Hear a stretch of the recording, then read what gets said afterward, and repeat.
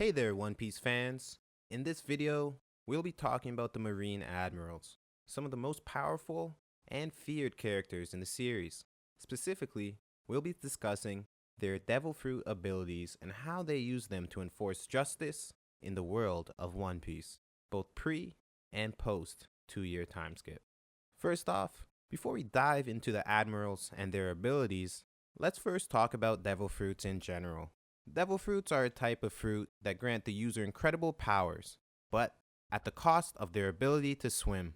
Devil Fruits typically come in 3 categories: Paramecia, Zone, and Logia, with Marine Admirals typically having only been presented as Logia-type fruit users due to their renowned prowess, versatility, and power in both offense and defense. So first up on the list, today we have Admiral Kizaru's Pika Pika no Mi. This is a Logia-type fruit that allows Kizaru to transform his body into pure light, giving him the ability to move at incredible speeds and fire powerful laser beams.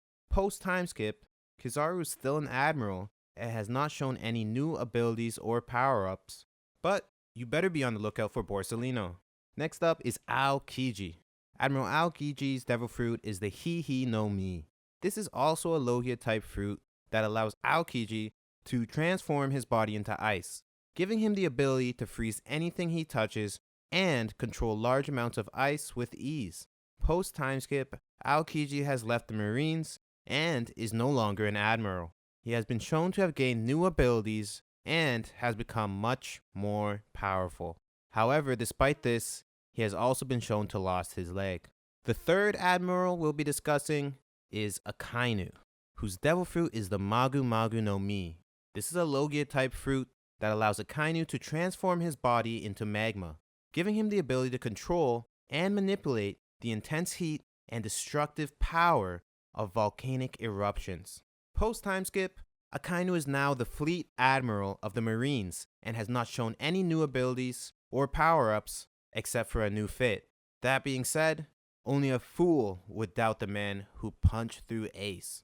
Another Admiral who now has joined the scene after the time skip is none other than Admiral Fujitora, whose Devil Fruit ability is currently unknown except for the fact that it can manipulate gravity and has the name the Zushi Jushi no Mi.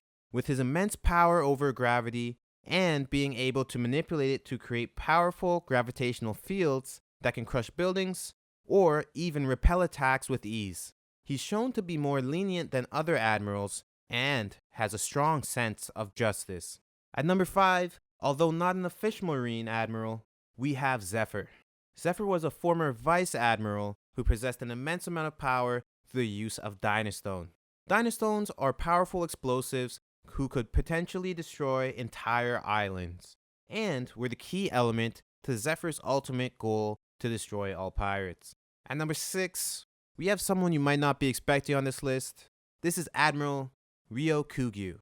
Admiral Ryokugyu also joined after the time skip and was introduced as a character who has the abilities of the Mori Mori no Mi and is a Logia-type Devil Fruit power user. Using his powers, he's able to create, control, and transform his physical body into plant life.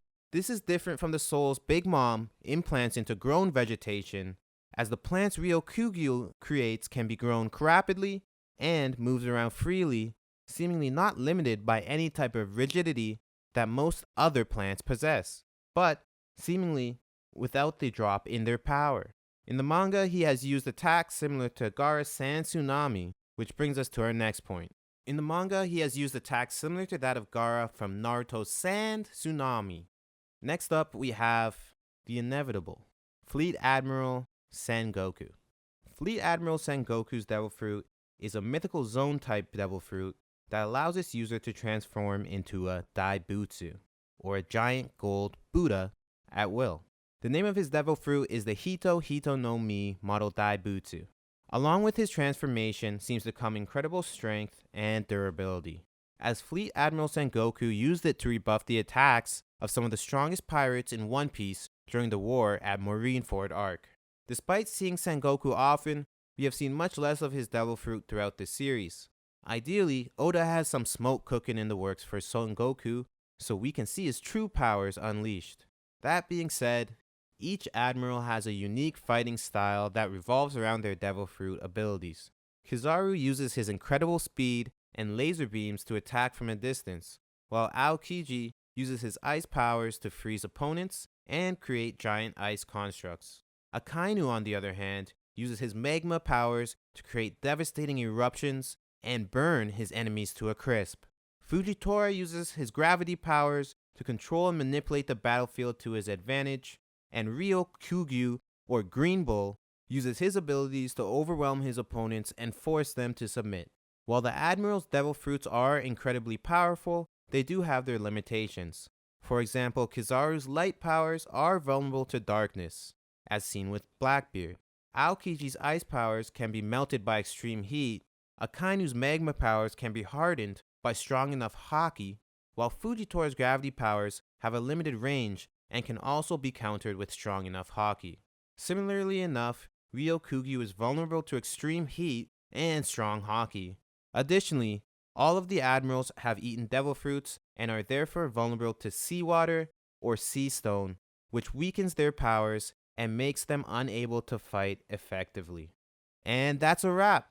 We've covered the Devil Fruit abilities of the Marine Admirals both pre and post timeskip, from Kizaru's speed and lasers to Akainu's destructive magma.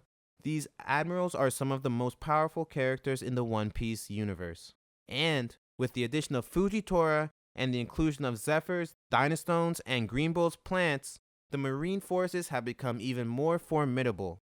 But, as always, our favorite Straw Hat crew will find a way to overcome any obstacle and continue on their journey to become the Pirate King and find the One Piece. Thanks for watching, everyone.